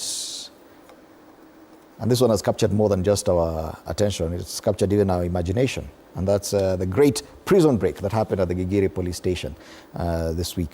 Investigators are reviewing call records and money transactions by police officers on duty on Monday when 13 detainees escaped from a Gigiri police station, and the story may not have been that big were it not for the fact that the 13 included one person who had captured the imagination of Kenyans when bodies were discovered at the quarry. And he came out and sensationally claimed that he had killed 42 women, including his own wife. And that was only 2 days after the police had made that discovery. So it was a quick turnaround for the police and the DCI, and within 48 hours they had managed to get a suspect and this confession. But then weeks later we see this same suspect managing to break out of a very secure police station. And many Kenyans are very skeptical about this story, and rightly so. We were actually arguing that that's probably the reason why it may be on the front page but not given so much prominence, because many Kenyans are seeing this is a movie script. You know, the way you have introduced it, you have left me with no option but to agree with you. Do you disagree? You have left me with no option because you have really defined and described, you know, the script, you know. And that is what is in the lips of every Kenyan, that first and foremost, nobody believed the DCI or the police when they said that it's a serial killer who had dumped those bodies in the quarry. And I remember one of the young people asking, if these people were killed over a period of 1 month, how comes the bodies are in the same state of decomposition? You'd expect that the body that was dumped 30 days ago to be fully decomposed, and the one that was dumped yesterday to be more fresh. But they were all in the same state of decomposition. Nobody believed the fact that the bodies that were in quarry were as a result of a serial killer. And most people believe that these are people who were killed during the demonstrations. So when the person who was arrested, and who was very quickly, we know sometimes it takes a lot of time for such investigations to take place. But this happened very fast. They were able to identify. And the person was also confessed that he killed 40 people, although he did not say those are the people he killed. Then all of a sudden, the same person disappears. And your guess is as much as mine. They will not be able to arrest him again. He'll just vanish into the thin airs. So that leaves us thinking that we are concluding a story which was created and it cannot be proved. So that is why. And again, 13 people escaping from a police cell. The other 12 were illegal immigrants from Eritrea. He was the only Kenyan who managed to escape. It's very, very difficult to believe that 13 people can. If it's 2, there is a likelihood. But 13, it means somebody opened just the gate for them, just go. Okay. And remember, there was another prison break in Muthaiga police station. You remember the American who killed the wife, and then he came here, then he was arrested, and he disappeared from Muthaiga police station. And they were able to managed to rearrest him. Yeah, to rearrest him. But 13 people is very, very difficult to believe. Is it another indictment on our police service? Remember, we've come from a period where chance of police reforms were very key. We moved from a police force to a police service. A lot has happened. Yesterday, there was an increment in the pay for police officers, a 40% increment for most ranking police officers. The higher ranks, about 3% increment, meaning that the situation is getting better for the police service. Yet we are now seeing an increase in the number of complaints against the conduct of the police, rogue police services, killings, abductions. Now we're seeing even police custody is not safe enough that a serial killer can actually escape custody. Are we going back to where we could see Kenyans clamoring again for reforms within the police service? I believe there have been a lot of reforms in the police service. If you look at the way the police is now and the way it was before the Constitution, there have been a lot of changes. What has not changed is the way that our police are being influenced, by other quarters. If you remember, during the demonstrations, there was introduction of thugs, who came and committed crimes during demonstrations. And the police were just looking at them. They were just watching them. So it has been a practice that the police only see what they have been told to see, and they ignore the others. So could this be a similar case where they were instructed, we want this to happen? You know, I know several of them are going to lose their jobs, but whatever they wanted to attain, whoever wanted to attain that will have attained. I think we will be happy when a day comes when we shall have an independent police service, which is not being influenced by executive or by any other quarters. We do have that, and I think at the beginning of this year, or was it sometime last year, the president signed off a law that ensured that the police have their own accounting officer so that they don't have to get their money directly controlled by any other office. That in itself is a lot of independence for the police. We've seen now we're transitioning from one police IG to another because of the recent events. Are we saying that the police is still not? We still have a long way to go.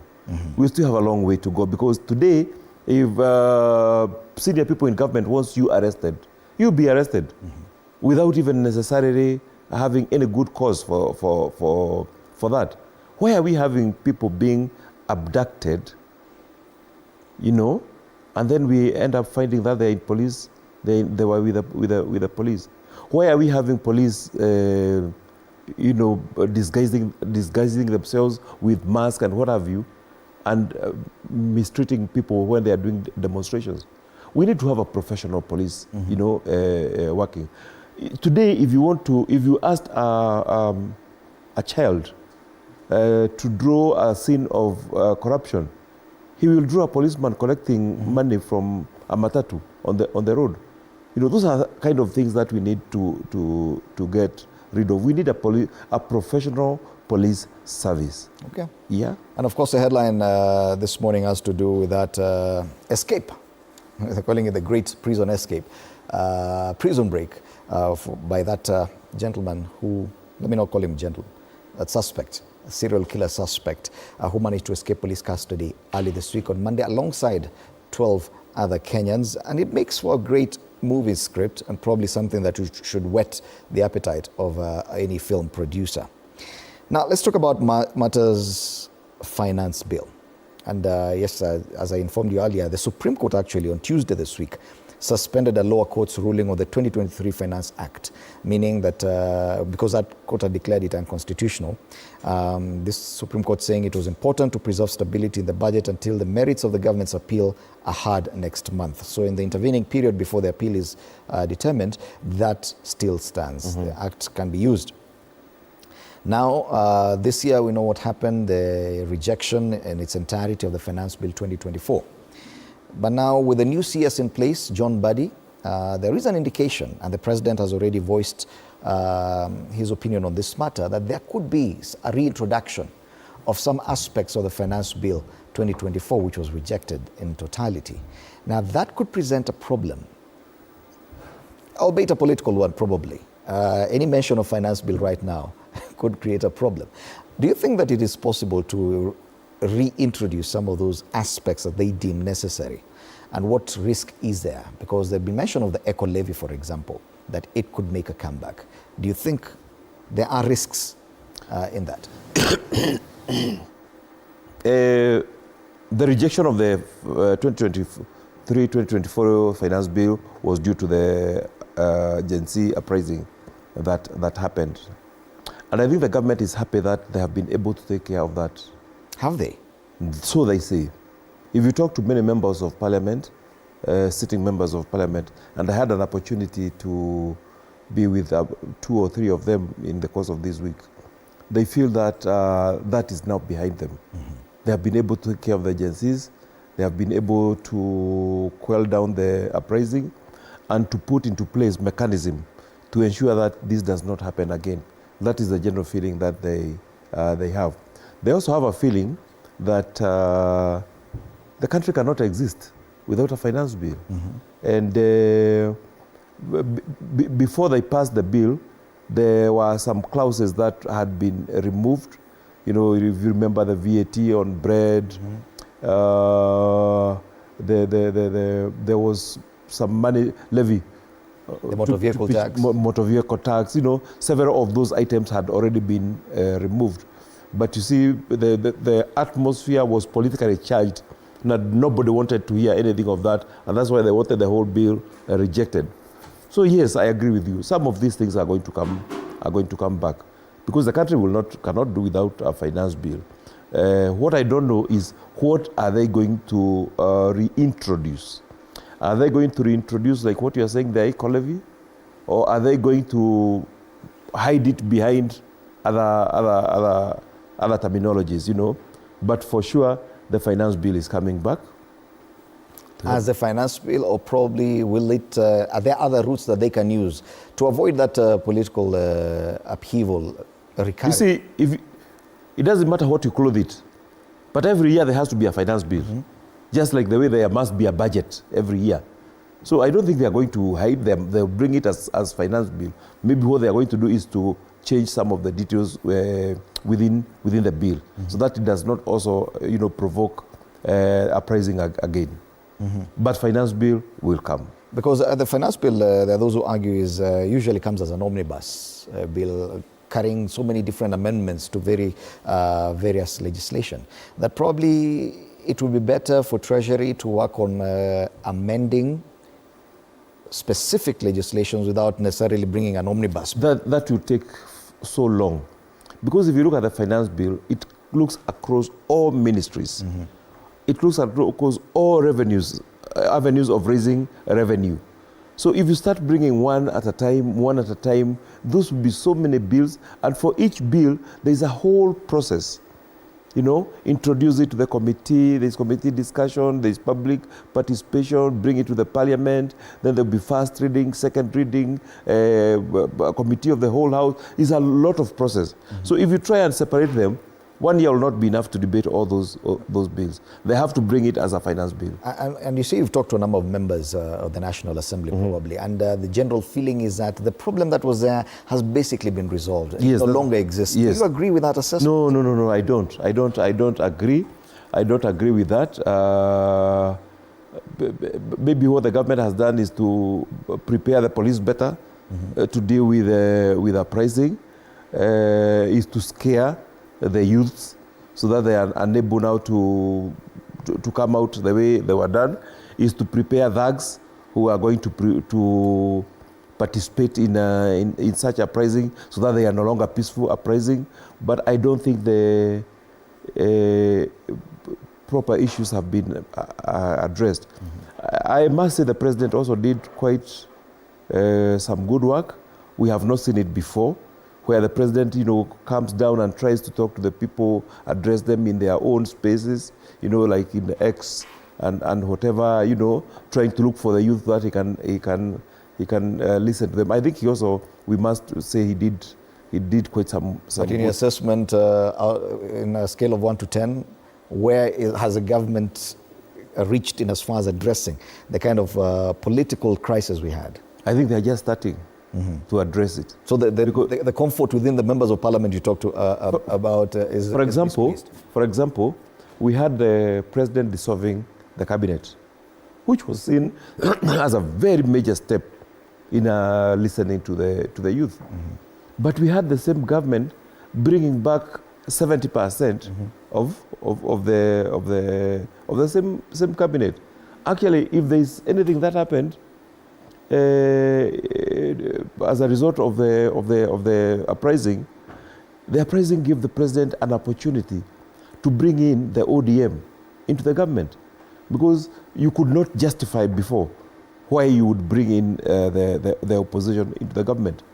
But now that gave the president an opportunity to bring in the opposition, and that is why today the government feels it can now do anything legislatively, because they have supermajority in parliament, because they have the opposition, half of the opposition, and they have the ruling party and the smaller parties that were affiliated to UDA after the elections. So the Kenya Kwanza government feels now we are very strong in parliament. We can do our business. Is that all they needed, parliamentary strength?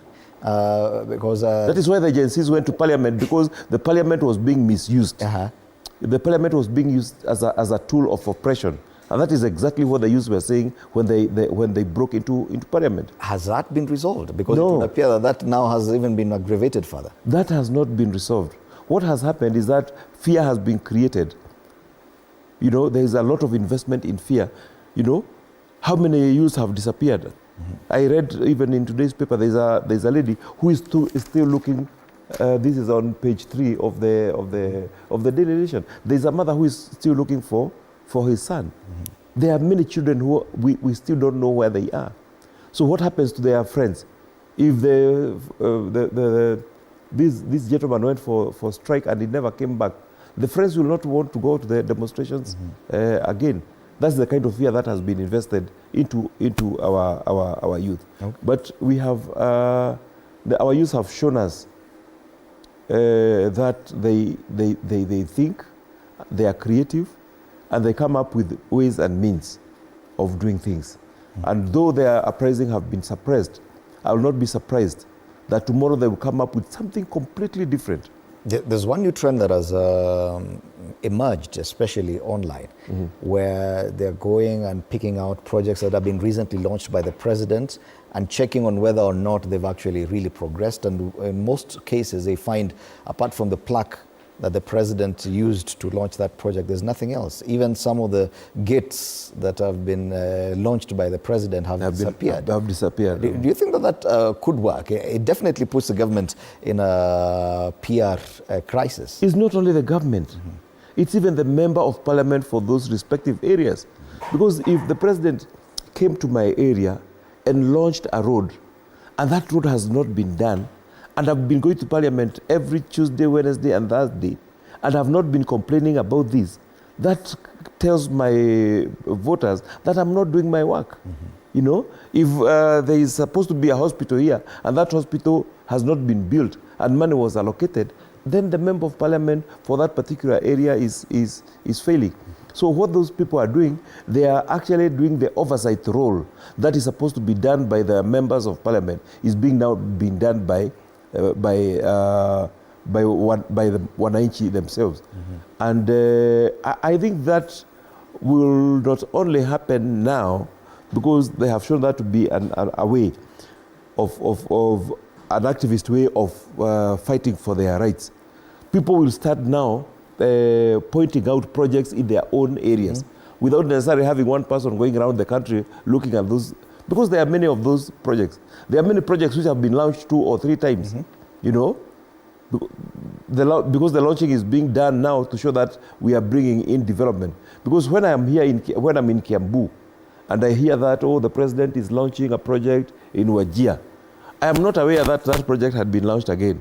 So I'll say, oh, we have a busy president. Oh, yeah, he's doing a lot of work, forgetting that that project had been done before. So that, yes, to me, that is one way of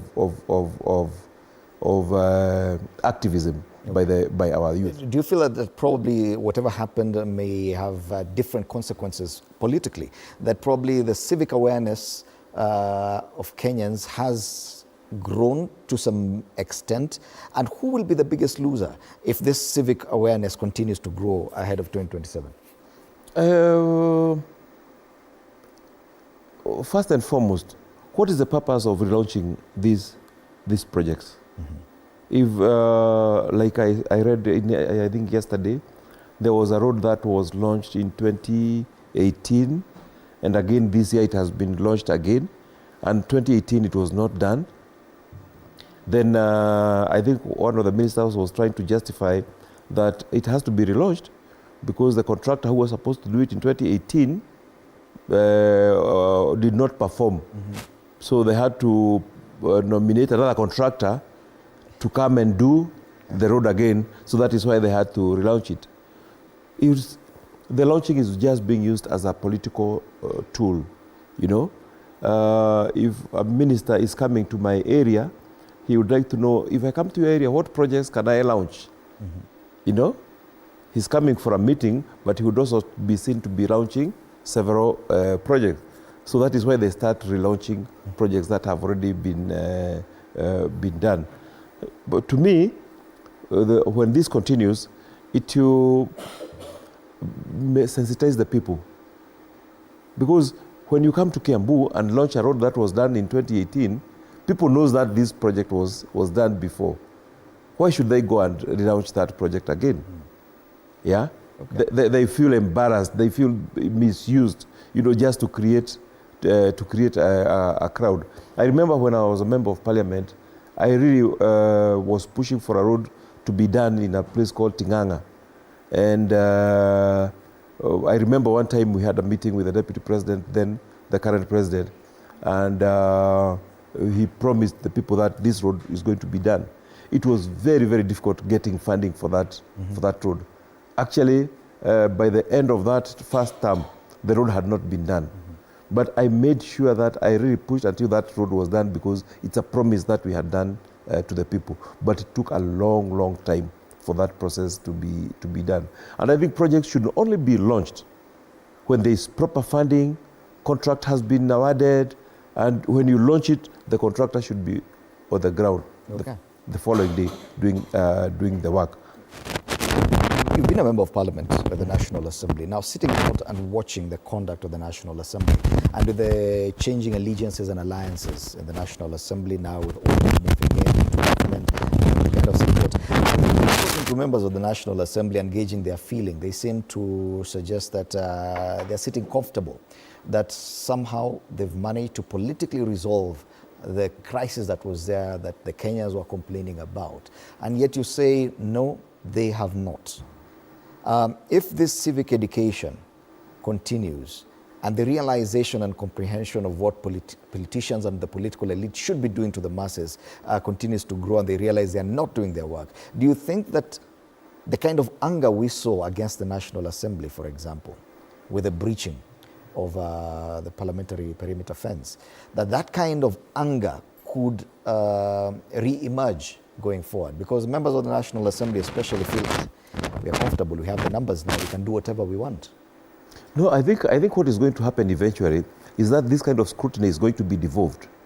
You'll see, for example, what is happening now is being conducted by one activist. So there will be others now who will go to county levels. They go to different counties and assess, what has the governor done? What projects has he launched? At what level of development are those projects? Are they benefiting the people? Others will go to constituency level. They say, okay, our member of parliament received 160 million as CDF. How has this money been utilized? They'll go and look at the 5-year strategic plan, which they developed at the beginning of the term. According to this plan, how much have been done? Is it justifiable that a classroom in my area is costing 1 million shilling, while a classroom in another area is costing 700,000 shillings? Why is the member of parliament not performing what he indicated in the 5-year projection, and then he's doing other things? I expect this will be devolved to those levels, and it is for the benefit of us as Wananchi, because it will force the respective people to perform their duties accordingly, without misusing public funds. But in as far as Bunge is concerned, Parliament, and I'm talking about both houses, do you see that kind of anger, especially if at all this finance bill is reintroduced, the kind of general feeling that Kiburi imerudi, we're seeing sirens back on the road, members of the National Assembly feeling, mutadu, we can do whatever we want. Do you see that kind of anger re-emerging again in the coming... I think what has happened is that after the demonstrations, also the members really recoiled. If you remember, they were not even going to church. Some moved houses. They could no longer live where they were living because the agencies had promised to pay them a visit. Wasalimia, walikuwa wanasema kusalimia. So they didn't want to be salimiwad, so some moved from their houses. But I think they have a duty to do. They are now going back to their responsibilities. Now you'll see they have started attending funerals. They have started slowly going back to public. It now all depends. Are they going to convince us as public that they are now more sensitive to our needs? Are they going to convince us that they are our true representatives in the House of Parliament?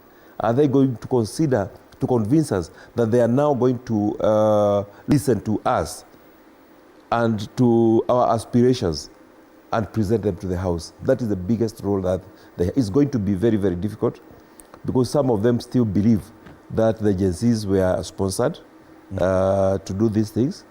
It did not just came out naturally. Somebody spent money to make that happen. Wow, interesting. There's something I saw yesterday and this is something different, totally different in terms of politics. And I'd want your views on this. Apparently there was a meeting at the weekend. This has to do with Mount Kenya politics, somewhere in Thika, within the county that you come from, Kiambu.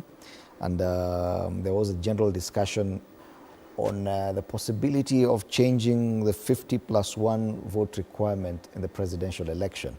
Now, this suggestion came from, according to the dailies, these were people who support deputy president, leaders who support deputy president.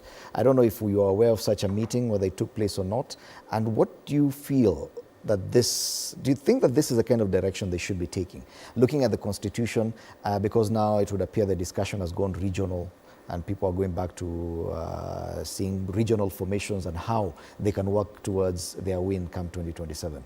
Do you support a relook at these parameters for determining a president? I am not aware about the meeting, but many meetings happen in political circles, you know. For example, if members are attending like a ceremony somewhere, most likely they will regroup in the evening, you know, to review, do a postmortem on whatever they were doing. So those meetings happen every time. But I think the agenda that you have mentioned could be what have elicited interest in that particular meeting. I am not aware of that discussion, but I don't see it going far, because if you remember why that particular law was introduced, is that people wanted a popular president. You know, they don't want a president who, just because you come from a populous tribe, then you become president. Because there is also another requirement that you must gain a 25% from so many counties, or so many, by then, from 24 counties. So you must be popular across the nation. It is very, very sad that we have come down to tribal politics, because that is what we have now. And like I was saying, the opportunity that the president got out of the demonstrations was to reorganize his government. And if you look at the way he has reorganized his government, it's actually targeting 2027 elections. But that in itself, they say that is a problem. The fact that despite being a popular president, garnering 50+1, that he still felt the need to reorganize his government and bring in people who are not originally supporters. Probably this 50+1 popularity contest is not enough. The Kenyans need more. Yeah, what I was trying to drive at is that the reorganization of the government is to increase the number of votes and to spread it across the country. Because now we have now ministers from Luo Nyanza, we have ministers from Western, we have ministers from Coast region. So that spreads the persuasion further. So I would not support any suggestion where we will have a president voted in with less than 50%. I think 50+1 is a very important role. What if, because there were suggestions that probably the threshold should be 60 for you to form government, but if you get a majority, then you get an opportunity to form a coalition that will take you to that kind of popularity? That has happened to many other countries. I think a country like India has such kind of law where you form coalition after the elections. We saw it also happen in South Africa when Ramaphosa was not able to gain a majority. He had to get others into their coalition. But we have our own law and our own constitution. Let us follow it. In any case, why are we changing it? Because, like you had said before, why do you fix something that is not broken? We have no problem right now. So why are we anticipating a problem? But they see a problem, and especially leaders from the Mount Kenya region see the fact that Raila Odinga has to be called upon to come and bolster any government. That in itself is a system that we are creating. That you may have gotten the 50+1 majority, but at some point you'll need Raila Odinga to come and give you some strength that needs to be legislated around. But I think if we do that, then we are forgetting why we, in the first place, got that law. Because you remember it was done with President Moi in mind. You remember during his 24 years rule, he had become very, very, very unpopular in some areas. Yet he could devise his own ways of getting the votes. So they wanted to make sure that we do not have such an imperial ruler anymore. I don't think by changing this we are going to help our country in any way. Ensuring that post-election coalitions are in the law, that you can form a government after the election, and if you get the majority, simple majority, then you get the opportunity to form a coalition post-election. Don't you think that is something we should consider going forward? Because definitely that's a reality we're living in, that this coalition right now that President William Ruto enjoys with Raila Odinga has become a necessity in our system. Yeah, I would agree with you, because that is exactly what happened after the 2022 elections. If you remember, the UDA did not have the majority of members of parliament. They were actually the minority. Even right now, if you went to parliament and counted the number of MPs from UDA, they are not the majority. But they were able to get the other smaller parties to join. Which was argued that was a contravention of the law. Well, initially they had the Kenya Kwanza, the Kenya Kwanza coalition, which was legally registered. But now after elections, and there was a dispute, President Ruto was able to call those smaller parties. They did not sign any coalition, but they just pledged just some amorphous broad base. Yes, working together, which means even today they still work together. They vote according to the requirements of Kenya Kwanza. Maybe that is what they are trying to legislate. But will it be taking our country forward? You know, I don't think so. I don't think so. I think we should still look for ways of getting a popular president. All right. Final words as we come to the end of this discussion. It's very cold. It is. Definitely it is. Thank you so much. And we hope that, like you can see, I've been coughing a bit, and mine is to wish everybody good health. And thank you very much for having me in this conversation. And we hope things will be okay. Definitely, it's always a pleasure having you in studio for this and a lot more conversations. Jude Njomo, former MP, Kiambu Town, our guest this morning as we take a look at so many, and it's good that we've actually handled quite a number of different topics that make our headlines and conversations beyond. Yes, a lot more coming out after the break, a legal discussion on why you must register your customary marriage in Kenya.